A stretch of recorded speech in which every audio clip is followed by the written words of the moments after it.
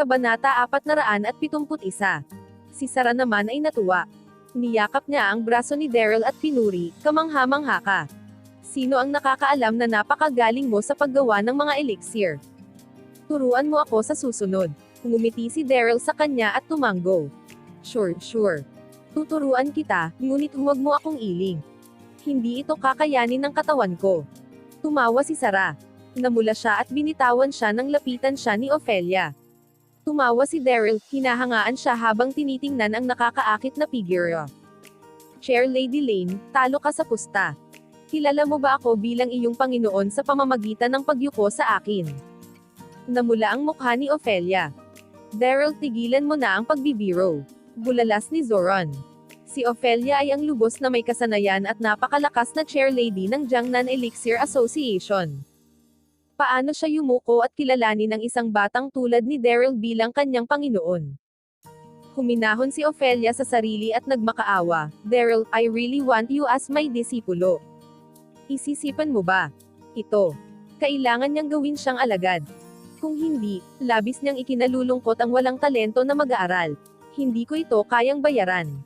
Tumawa si Daryl at nagpatuloy kahit na nanalo ako sa kompetisyon na ito.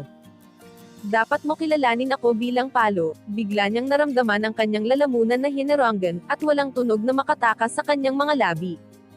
Bamulong si Ophelia, kung susundin mo ako, magiging iyo ang siyam na araw na young herb. Nasa kanyang palad ang isang nag-aalab na pulang halaman. Napakalakas ng aura nito na akit nito ang tingin ng lahat. Natahimik ang lahat. Dahan-daang natauhan si Daryl. Hindi niya maitago ang kaba sa kanyang puso. Paos na sabi niya, ay, iyon ba ang siyam na araw na yin yang herb? Ang siyam na araw na yin yang herb ay isa sa mga pinakabihirang halaman sa mundo. Ang halaman na ito ay lumago lamang sa pinakamataas na rurok ng mga mabundok na bundok. Ito ay napakabihirang. Daryl, kung hindi ako nagkakamali, nawala lahat ng kapangyarihan mo. Ngumiti si Ophelia. Si Sarah naman ay natuwa. Niyakap niya ang braso ni Daryl at pinuri, kamangha-mangha ka. Sino ang nakakaalam na napakagaling mo sa paggawa ng mga elixir? Turuan mo ako sa susunod. Ngumiti si Daryl sa kanya at tumango. Sure. Tuturuan kita, ngunit huwag mo akong iling.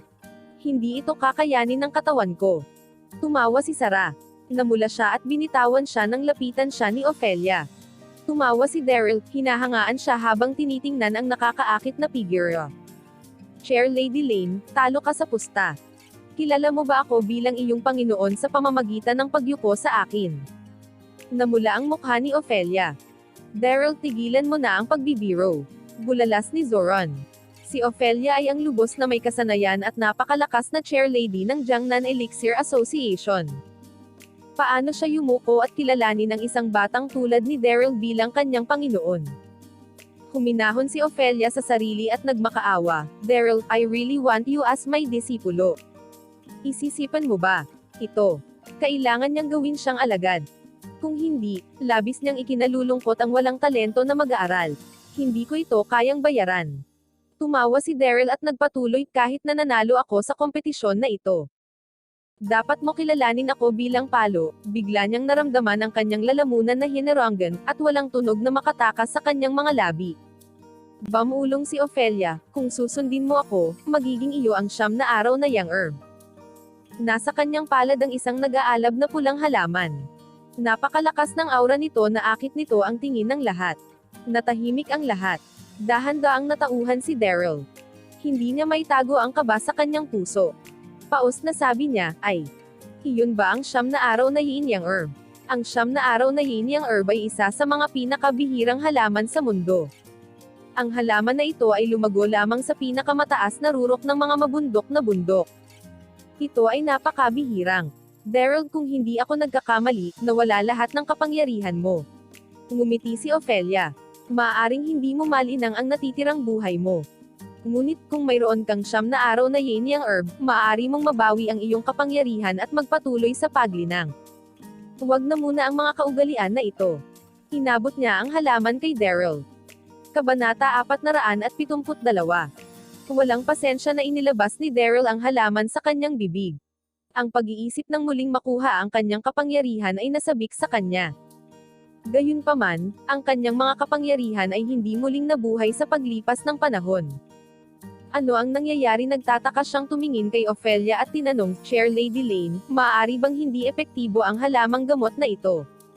Bakit wala pa akong panloob na enerhiya? Labis na balisa si Daryl. Parehong tuliro si Zoran. Oo, bakit walang epekto? Tumawa si Ophelia habang nakatingin kay Daryl. Kailangan mo akong tawaging master. Oo, Guro, walang magawa si Daryl. Inilagay niya ang kanyang mga kamay sa paligid ng kanyang larangan ng enerhiya at sinabi, wala akong naramdaman na muling pagbuhay ng panloob na enerhiya. Dahan-daang kumuha ng dagat si Ophelia at ngumiti. Aking mabuting alagad, alam mo ba na ang 9 na araw yin yang herb ay may 2 sangkap? Ang yin at yang. Ang binigay ko lang sa iyo ay ang yang herb. Ang pag-ubos sa isang bahagi lamang ay hindi gumagana. Kailangan mong magkaroon ng yin herb din. Kabanata 472. Ano? Natigilan si Daryl. Napatingin siya kay Ophelia na naguguluhan. Si Ophelia ay kumuha ng isa pang halaman. Ito ay may nagyayelong asol na kulay, isang kumpletong kabaligtaran mula sa nagliliyab na pulang yang herb. Tumingin si Daryl sa yin herb at mabilis na sinabi, salamat guro. Kukunin na sana niya ang halaman mula kay Ophelia nang ngumiti siya at inagaw ang halaman. Naguluhan si Daryl. Guro, Daryl, alam mo ba kung gaano kabihira ang 9 na araw yin yang herb? Sa palagay mo ibibigay ito sa iyo ni Master nang walang kapalit? Malamig na sabi ni Ewan. Habang tumitingin siya kay Daryl, lalo siyang naiinis sa kanya. Pinabayaan lang ni Daryl ang mga bagay. Sumenya si Ophelia para tumigil si Ewan.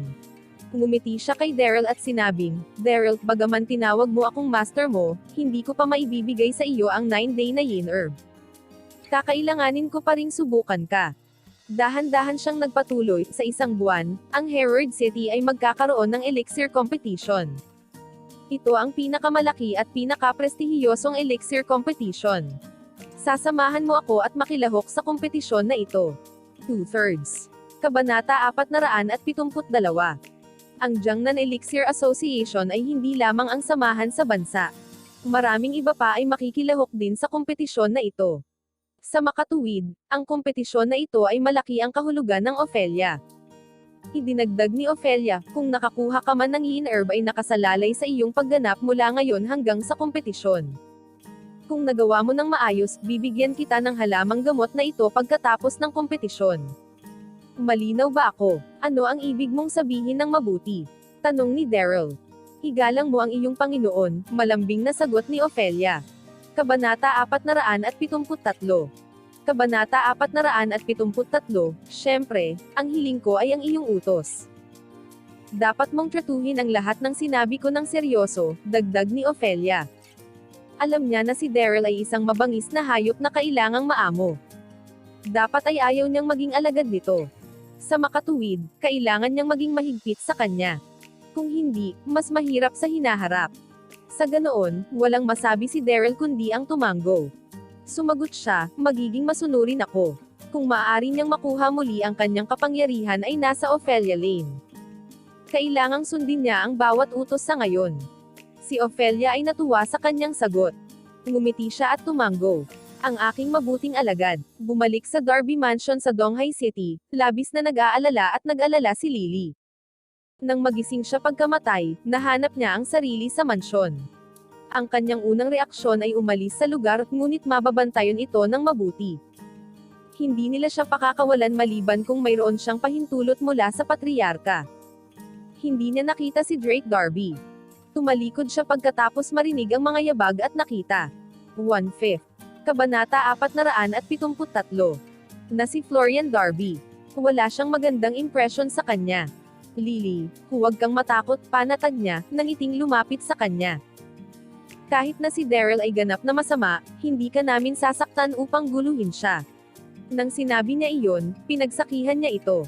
Nais ni Florian na hanapin si Lily, ngunit si Yumi ang kanyang asawa ay nasa tabi niya sa buong panahon. Sa wakas nakakita siya ng pagkakataon. Si Lily ay isang napakagandang babae na dapat ay nahulog mula sa langit. Napalunok ng malakas si Florian. Napanganga siya. Si Lily naman ay naiinis siya. Kinagat niya ang labi at tinanong, bakit mo ako pinapanatili dito? Nagningning ang mga mata ni Florian. Nagkunwari siyang inaliw si Lily. Ano ang dami ng tao? Napakahina mo. Manatili ka dito ng ilang araw upang gumaling, pagkatapos ay personal kung ibabalik ka. Ano ang sasabihin mo? Humiling si Lily. Salamat sa iyong mabuting kalooban, ngunit nais kong umalis.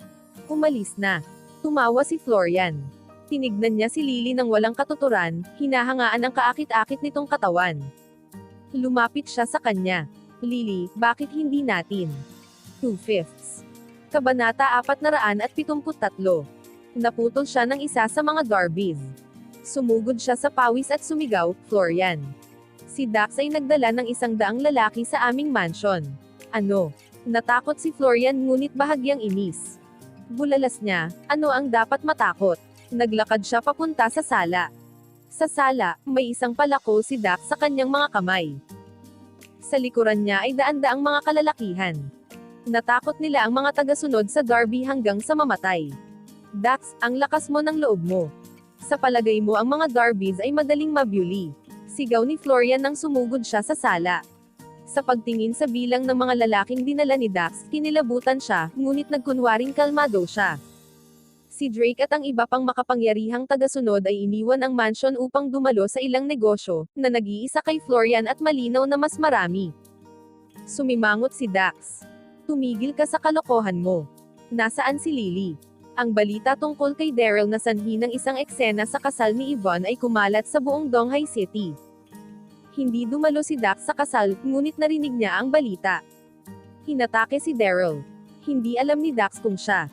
3/5. Kabanata 473. Patay o buhay. Si Lily ay inagaw ng mga Darbies, kaya agad na tinipon ni Dax ang kanyang mga tauhan at sumugat sa Darby Mansion.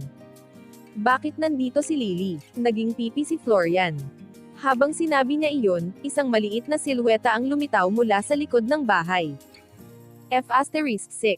Nakalimutan niyang magtanong sa isang tao na bantayan si Lily. Dax. Tuwang-tuwa si Lily. Mabilis siyang lumapit sa kanya nang bumagsak ang luha sa pisngi. Nagpakawalan ng hininga si Dax habang sumenyas para sa kanyang mga tauhan na isama kay Lily. Humarap siya kay Florian at nagbanta, si Daryl ay tinangay ng ninong niya. Kung may mangyari man sa kanya, gawin kong bayaran ang mga Darbies. Kinaaway niya ang kanyang palakol, dinurog ang pintuan sa harap kaya paano kung ano ang mga Darbies ay mga magsasaka. Kung may nangyari man kay Daryl, magbabayad silang lahat. Inilabas ni Florian ang inis na buntong hininga nang umalis si Dax. Nabagsak niya ang Darby Mansion ng maraming beses. Ito ay isang malaking insulto. F*6 you kumpulan of losers. Ni hindi mo mababantayan ng maayos ang mansion. Sigaw ni Florian sa lahat. Gusto niyang tikman si Lily, ngunit nawala ang kanyang tsansa. Sa nagdaang 2 araw, sumasalamin si Daryl sa nakaraan. 4/5. Kabanata 473. Paulit-ulit siyang natalo tuwing nakikipaglaban siya, ngunit hindi ito dahil sa kanyang kapangyarihan. Dahil kulang siya sa suporta sa pag-backup. Maraming mga tagasunod sa 6 na mga sekta ng Orthodox, ngunit nag-iisa siya. Kaya, napunta siya sa isang matapang na desisyon, bubuo siya ng kanyang sariling sekta. Bilang tagapagtatag at pinuno ng sekta, sa wakas ay magkakaroon siya ng suportang-suporta na kailangan niya. Kung maaari lamang niyang makuha ang mga kapatid na Dixon sina Zephyr, Nimbus, Levine, at Bolt upang sumali sa kanyang sekta, magaling iyon. Hanggat binigyan niya ang bawat isa ng isang godly pill, magkakaroon siya ng 4 na martial marquee sa ilalim niya. 5/5. Kabanata 474. Kabanata 474 na nag-impake si Daryl sumakay ng taxi, at umalis patungong Yunzhou City upang kumbensihin ang magkakapatid na Dixon. Kailangan niyang isali sila sa kanyang sekta kahit anuman. Hanggat sumang-ayon sila, maaari niyang gawin ang unang hakbang sa pagbuo ng kanyang sariling sekta. Ang 4 sa kanila ay nakakulong sa Dixon Mansion, isang maikling biyahe ang layo mula sa Carter Mansion. Tumunog ang kanyang telepono pagpasok niya sa taxi. Nakasimangot siya nang makita na si Pearl Han iyon. Naiwan siyang namamahala sa Platinum Corporation. Karaniwan, tatawag lang siya kung may mga isyu na hindi niya malulutas na bihirang. Nang pumili siya, nagsimula ng mag-rumble si Pearl. Pangulo, mayroon akong masamang balita. Ang buong Donghai City ay nakipagtulungan upang i-boycott ang Platinum Corporation. Kasalukuyan kaming tumatakbo sa isang malaking pagkawala.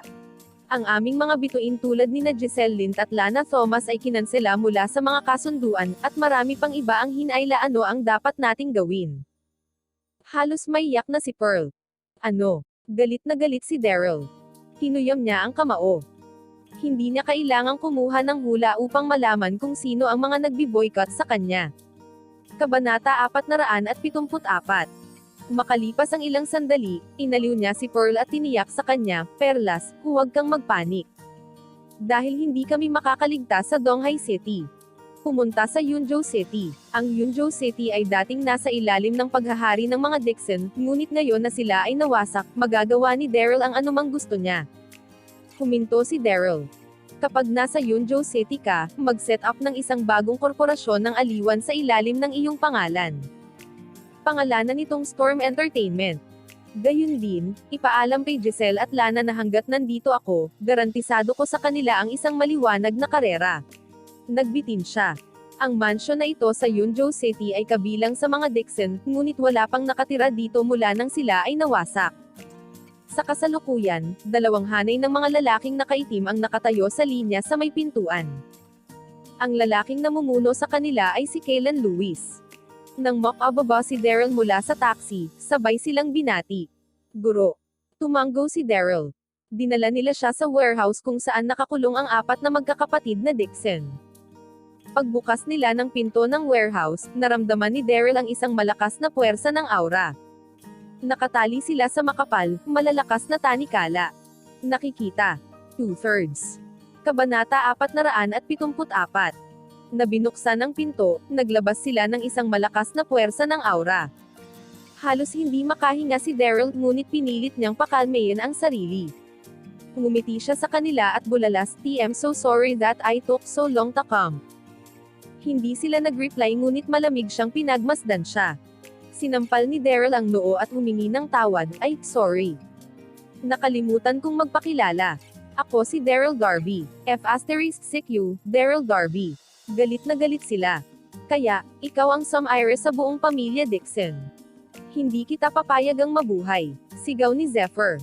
Ang iba pang tatlo ay pantay na pinalala, nakikipaglaban upang makaalis sa kanilang mga tanikala. Kung hindi sila nakatali, tatakbo at papatayin nila si Daryl. 3/3. Kabanata 475. Kabanata 475. Ang apat sa kanila ay sumigaw kay Daryl nang walang katapusan. Kung sila ay pinagbukas, si Daryl ay patay na ngayon. Tumawa si Daryl ngunit wala siyang sinabi. Hinayaan niya silang palayain ang kanilang galit. Nang halos matapos na silang sumigaw, hinayla niya ang isang bangko at umupo sa harap nila. "Sa iyong mga mata, dapat akong mamatay dahil pinatay ko ang pamilyang Dixon. Ngunit, hayaan mong tanungin kita, ang Dixon ay pumatay at nanakawan ng maraming inosenteng sibilyan. Karapat-dapat bang mamatay ang mga taong iyon?" Nagkatinginan silang apat, hindi nakasagot. Tama si Daryl. Ang mga Dixon ay kasumpa-sumpa na mga masasama sa Yunzhou City sa loob ng maraming taon. Nagpatuloy si Daryl, "Gayun din, kayong apat. Pinaganya mo ang mga Dixon. Alam mo ba kung gaanong kaguluhan ang naranasan ninyong apat sa Yunzhou City? Hindi nakapagbalita ang magkakapatid na Dixon." Tama si Daryl. Ngumiti si Daryl at dahan-daang sinabi, "Bakit hindi mo ako susundan ng apat? Gagawin natin ang mga tamang bagay. Ano?" Sa huli, ito ay isang pakikipag-usap lamang sa pangangalap. Kabanata 475. "You can stop. Mas gugustuhin naming mamatay kaysa maging B***tick mo. Patayin mo kami ngayon, Voltspat." Sumimangot si Daryl. Ang apat na ito ay isang matigas na bungkos upang kumbensihin. Kailangan niyang akitin sila kahit na ano. Bumauntong hininga siya at naglabas ng susi sa pag-unchain ng mga ito. Pinalaya sila ngunit naguguluhan din. "Hindi lamang niya tayo binuhay, ngunit binitawan din niya tayo. Banta ni Volt, binitawan mo kami, hindi ka natatakot na papatayin ka namin." Taos puso sinabi ni Daryl, "Guys, I never thought of pumatay ng alinman sa inyo. Sa kabilang banda, respetado talaga ako sa iyo. Bagamat maraming mga masasamang bagay ang ginawa ninyo, lahat kayo ay matapang at matapang na tao. Iginagalang ko kayong lahat. Bumuantong hininga si Daryl, puno ng panghihinayang ang mukha. Hinahangaan ko ang mga tapat na tao. Alam ko na kayong apat ay hindi masasamang tao. Sinundan mo lang ang mga maling tao. Same time kung inaanyayahan kang samahan akong gumawa ng mabuti. Ngunit kung hindi ka sumasang-ayon sa akin, magagawa ko, huwag gumawa ng kahit ano. Hindi ko kayang pumatay kayong lahat, kaya kayong umalis. Tumabi si Daryl upang madaanan sila. Natigilan sila. Nais nilang patayin si Daryl nang pakawalan niya sila, ngunit matapos marinig ang sinabi niya, hindi nila ito nagawa. Tama si Daryl tungkol sa pagiging loyal nila at 2/3. Kabanata 475. Sentimental. Patay itong tahimik sa bodega. Tila kalma daw si Daryl, ngunit labis siyang nababahala. Kung gang sa kanya ang apat, hindi siya makakaligtas. Lahat sila ay level 5 Master Generals, kahit si Kaylan ay hindi makalaban sa kanila. Huminga ng malalim si Zephyr at tinanong, kapag sinabi mong nais mong gumawa ng mabuti, ano ang ibig mong sabihin? Gumawa ng mabuti para sa sangkatauhan. Hustisya para sa kanila. Tumawa si Daryl. Dapat silang maramdamang lubos na nagkasala para sa lahat ng mga bagay na nagawa nila dati, naisip niya. Nagtataka silang tumingin sa kanya. Nagpatuloy si Daryl, nais kong bumuo ng isang sekta ng aking sarili, at ang hangarin nito ay ang magdala ng hustisya para sa sangkatauhan at sa gumawa ng mabuti. Interesado ka ba? Kabanata 476. Kabanata 476 na lumilikha ng isang sekta. Paggawa ng mabuti. Hustisya para sa sangkatauhan. Sa sinabi ni Daryl, nagkatinginan ang magkapatid. Sa kanilang kaguluhan sa ideyang iyon, naramdaman nila na may nasusunog sa loob nila. Inihayag ni Daryl ang apat na table task. Lahat sila ay makadiyos na table task. Ang mga kapatid ay lubos na natigilan. Alam nila na ang tableta ay nagkakahalaga ng bilyon-bilyon at ito ay napakabihirang, kaya paano nagkaroon ng apat sa kanila si Daryl? Ngumiti si Daryl habang binibigyan sila ng godly pill bawat isa.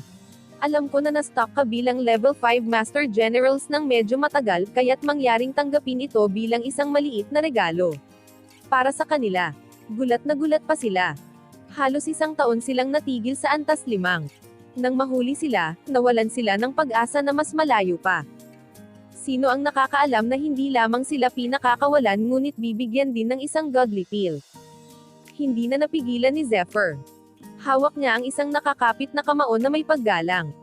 Kapatid Daryl, hindi namin makakalimutan ang kabutihang ipinagkaloob mo sa amin, bulalas niya, mula ngayon, susundan ka namin.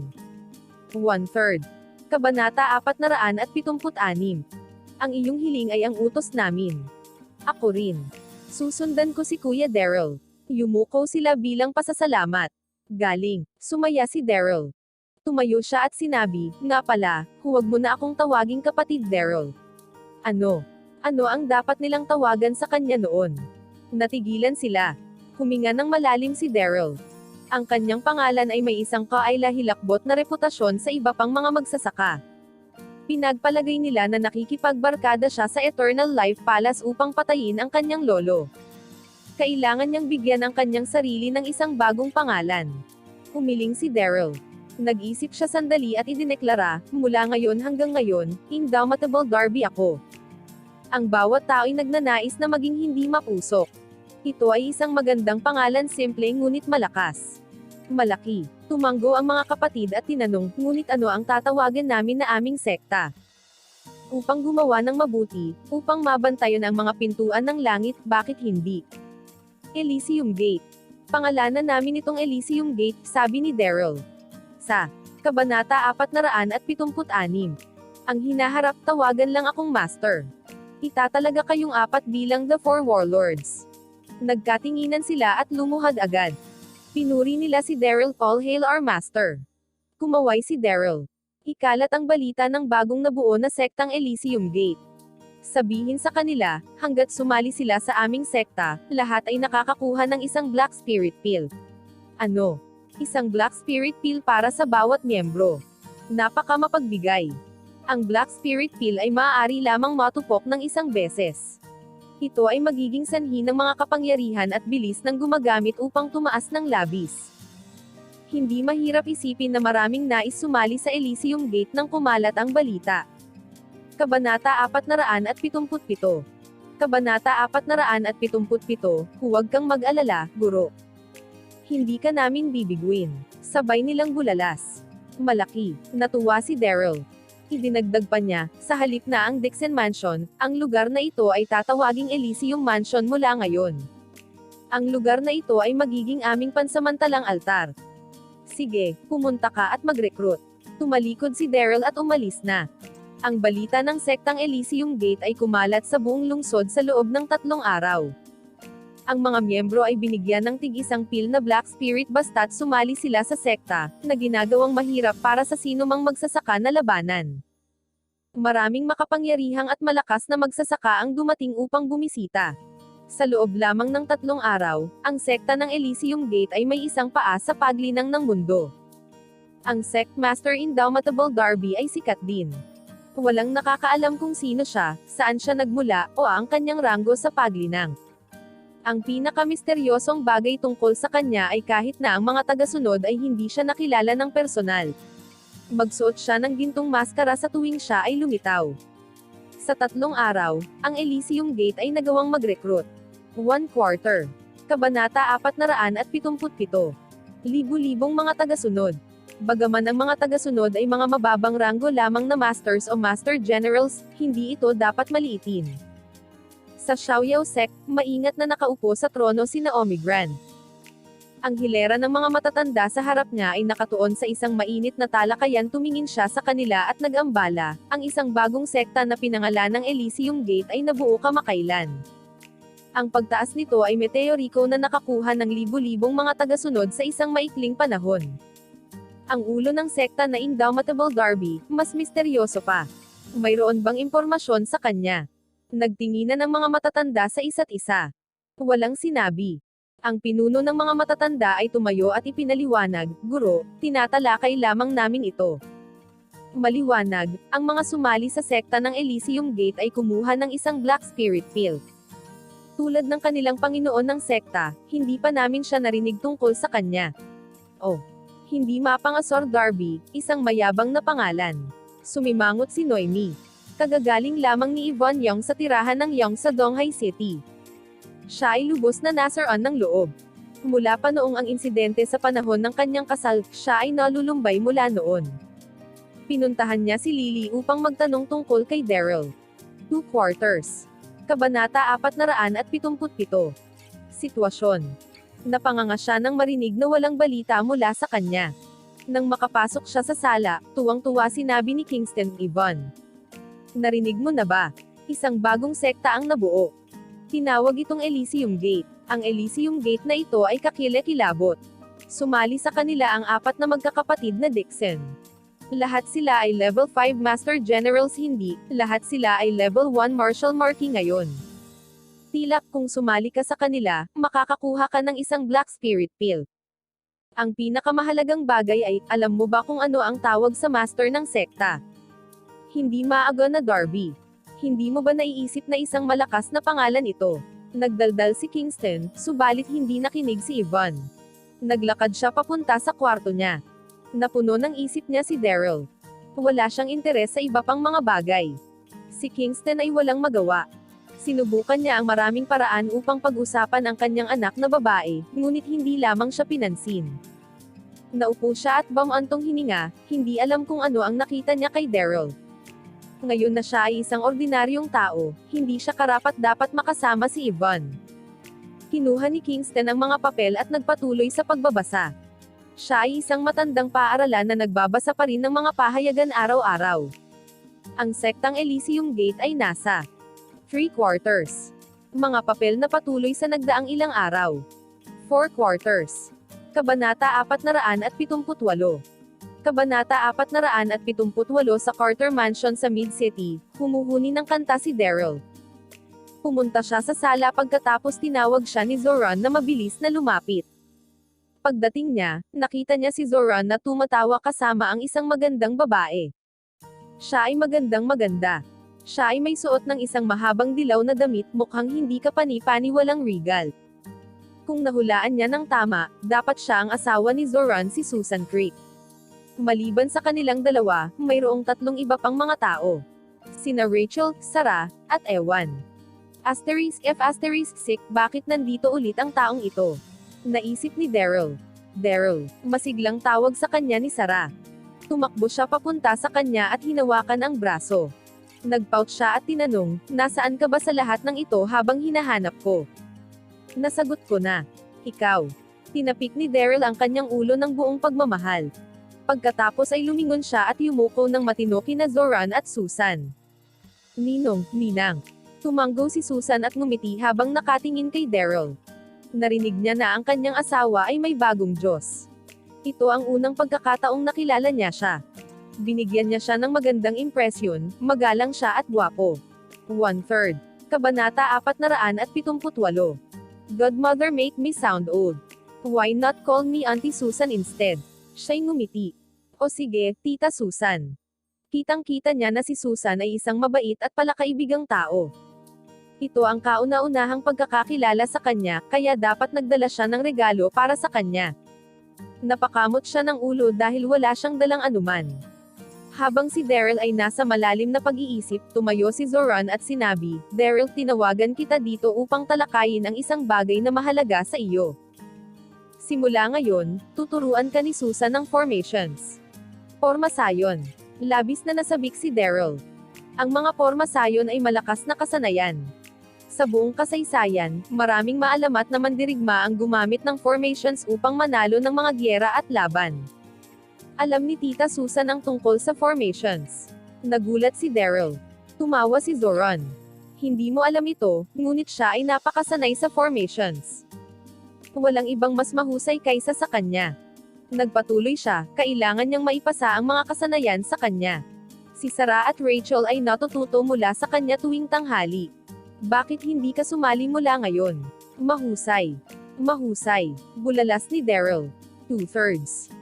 Kabanata 478. Ngayon na ang kanyang sariling sekta ay may halos 1,000 mga tagasunod. Madali nilang mapagtagumpayan ang 10,000 ng mga tao, o kahit na higit pa sa 1 beses na natutunan niya ang ilang mga formasayon. Ngumisi si Susan. Sige. Sarah, Rachel, Daryl, at Ewan, hintayin mo ako sa pag-aaral. Ewan, makikinig ka habang nagpapaliwanag din ako. Kanina pa kita hindi nakita, kaya't manatili ka pa dito ng ilang araw. Salamat, Tita Susan. Nagpapasalamat si Ewan. Ngayon ay nakikita na niya si Rachel, at nalaman ang tungkol sa formation. Ito ay isang bihirang pagkakataon. 3/3. Kabanata 479. Kabanata 479. Nang makaalis silang apat, niyakap ni Zoran si Susan mula sa likuran. Susan, sa tingin ko ay isang mahusay na tao si Daryl, bulong niya, napagpasyahan kung pakasalan siya ni Rachel, ano sa palagay mo? Ano? Humiling si Susan. Si Rachel ang kanyang panganay na anak na babae at ang relasyon ni Ewan ay malapit sa pag-aasawa, at alam ng kanilang buong pamilya ang tungkol dito. Bakit biglang nagbago ang isip niya? Napaisip si Susan sa sarili at tinanong, alam ba ni Rachel? Ano ang nararamdaman niya tungkol dito? Labag na tutol siya. Gusto lang niyang pakasalan si Ewan, kaya naisip kung makumbinsi mo siya, mapait na tawa ni Zoran. Gusto niya si Ewan, kaya bakit mo siya pinipilit na pakasalan si Daryl? Si Ewan ay isang mahusay na tao, pati na rin ang pagpapakasal kay Rachel kay Ewan ay hindi magiging isang kahihiyan. Mahal na mahal ni Susan ang pareho niyang anak na babae. Ayaw niyang pilitin silang magpakasal sa isang taong hindi nila gusto.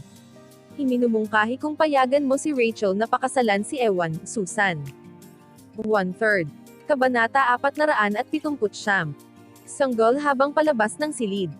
Sa pag-aaral, ipinaliwanag ni Susan ang formation sa kanyang mga anak.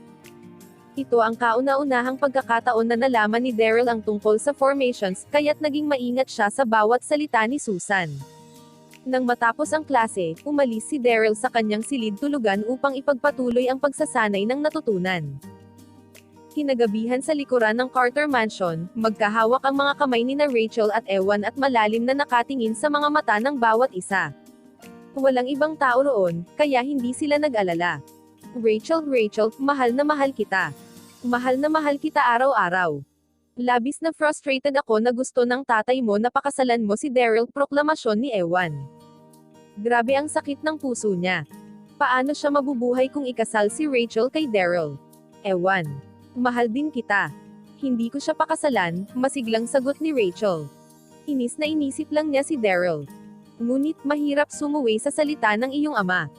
Kakailanganin mo pa rin ang pahintulot ng iyong mga magulang na ialok ang iyong kamay sa kasal, dagdag ni Ewan. Mahigpit na hinawakan ni Rachel ang kamay ni Ewan, malalim ang iniisip. Bigla, napasigaw siya, may ideya ako. Gawin nating mawala si Daryl magpakailanman. Nagningning ang mga mata niya. Nagtatakang ngumiti si Ewan. Anong ideya? Nanginginig siya. 2/3. Kabanata 479. Habang siya ay nagsasalita, nasasabik sa pag-iisip ng Daryl na nawawala para sa kabutihan. Ngumisi si Rachel. Sa hilagang silangan na sulok ng Carter Mansion, naroon ang isang sinaunang bulaklak ng peach. Nariyan ito sa libu-libong mga taon, ang mga pumapasok ay hindi na makakabalik. Ito ay ipinagbabawal na bahagi ng aming mansion. Noong bata pa ako, naalala ko ang ilang mga lingkod na nagkamaling pumasok dito, at hindi ko na sila nakita pa. Hahanapin ko si Daryl mamaya, at lokohin natin siya sa pagpasok sa kagubatan. Hindi namin siya makikita sa natitirang bahagi ng aming buhay. 3/3. Kabanata 480. Kabanata 480. Anong mahiwagang peach bulaklak na kagubatan ito? Tuwang-tuwa si Ewan sa kanyang ideya. Rachel, pupunta tayo ayon sa iyong plano. Lilanlangan natin si Daryl na pumasok sa kagubatan. Nagliwanag siya. Ito ay isang magandang ideya. Mabilis silang tinungo ang silid ni Daryl. Katatapos lang mag-shower ni Daryl. Nakasuot siya ng suot niyang pajama papunta sa kama. Slam! Binuksan ni Rachel ang pinto nang hindi kumatok. Sumumpa si Daryl sa kanyang hininga at ngumiti.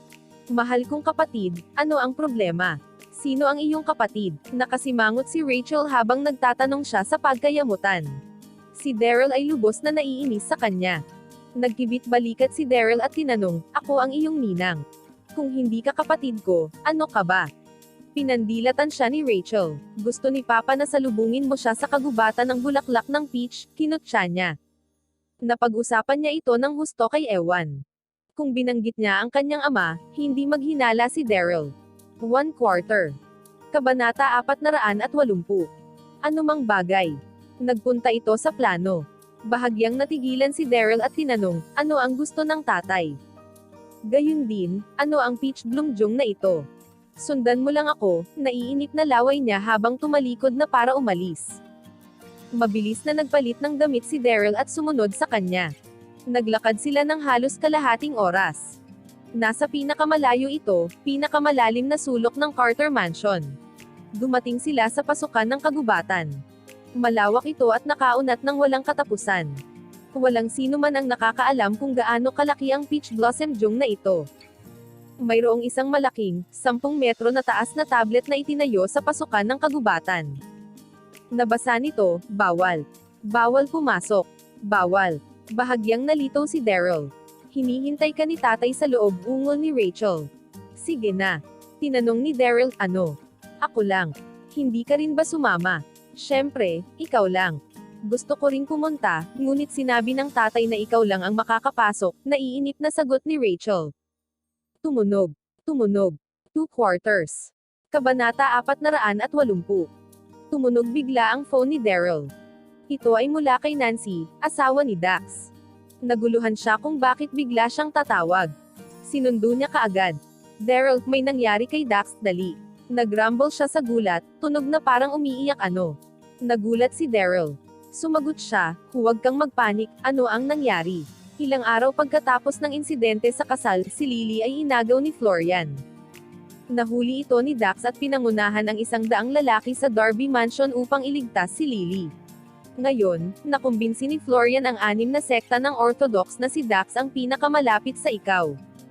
Mula nang hayaan mo ang Golden Lion, naniniwala silang mayroon kang mga koneksyon sa Eternal Life Palace. Dahil malapit sa iyo si Dax, ipinapalagay nilang si Dax ay sumali din sa kulto. Ang Abbas Mother Serendipity ay nagdala ng maraming tagasunod sa Sanders Mansion ngayon. Pinatay nila ang maraming tagasunod. Si Dax ay nasaktan din ng Abbas Mother Serendipity. Ano ang dapat kong gawin? Si Dax ay dumudugo saan man at nag-aalala akong baka hindi siya makaligtas. Hindi mapigilan na humikbi si Nancy. 3.